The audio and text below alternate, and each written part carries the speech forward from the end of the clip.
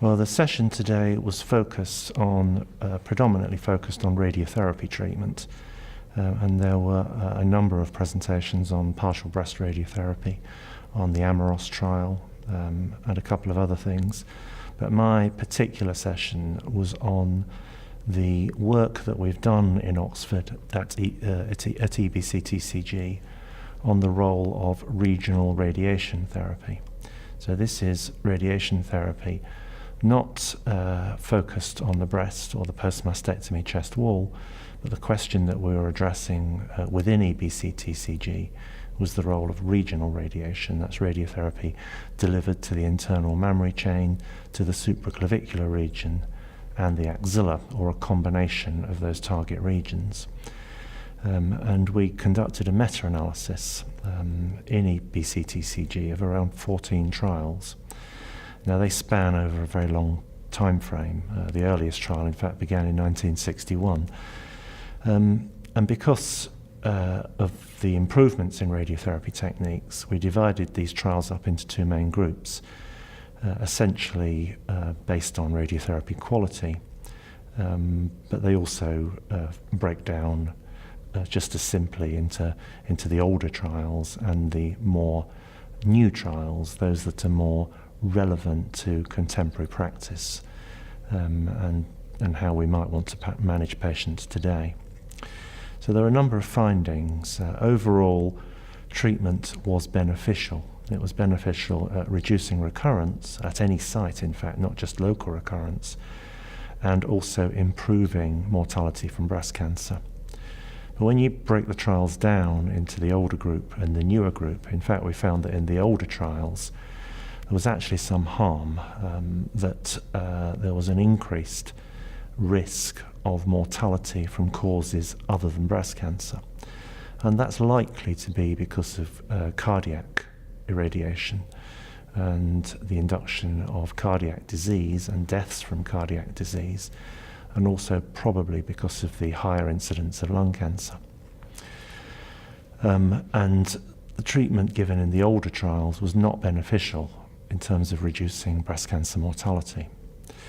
However, in the newer trials, starting in around 1989, and including very well-known trials like the MA20 trial based in Canada and the EORTC trial based in Europe, if you include all of those trials, that's many more patients. That's around 11,000 women in those trials. And the picture was very different. The first thing is that this treatment appeared safe. There was no increase in non-breast cancer mortality, no increase in deaths related to causes other than breast cancer.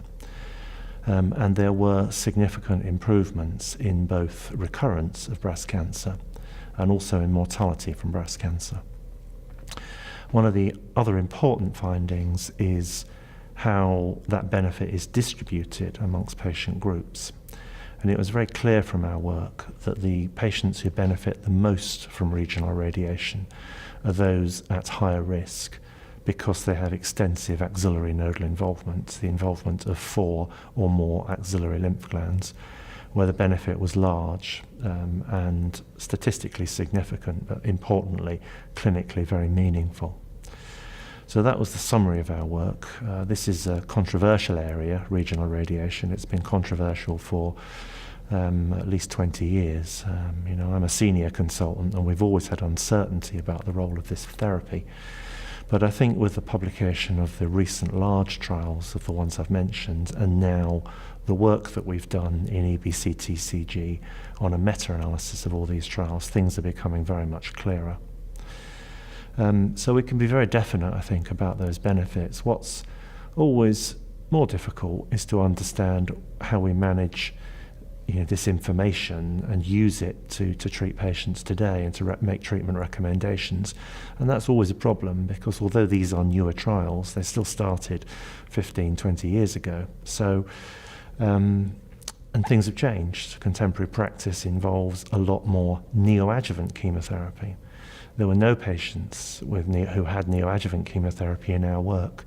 So there's still an important role for taking these results and using the information, but having to interpret it in the context of what we do with patients and what we advise with patients today. And I think that's probably the main challenge at the moment. We wouldn't have been able to have done this work within Oxford, within EBCTCG, without the cooperation and the enthusiastic cooperation of all the trialists. And that involves a great deal of trust and common working and understanding.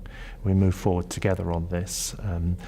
And the more recent, larger studies and trials comprise the majority of the important component of this work. And as I've already mentioned, the MA20 trial, my colleague and friend, the principal investigator was Tim Whelan. In the URTC trial, it was Philip Portmans. We have a Danish cohort study, and Jens Overgaard was responsible for that. And then finally, the French IM study based in Lyon, and Christophe Hennequin was the chief investigator for that. And there are others as well. And all of these people and the statistical and analytical teams within the trial offices, we should congratulate and thank them for their support in this important work. And probably most importantly of all is the roughly 13,500 women who, at a time of great personal difficulty and a recent diagnosis of breast cancer, considered and accepted to be involved in a randomized trial. And that is not an easy thing to accept or to go forward with.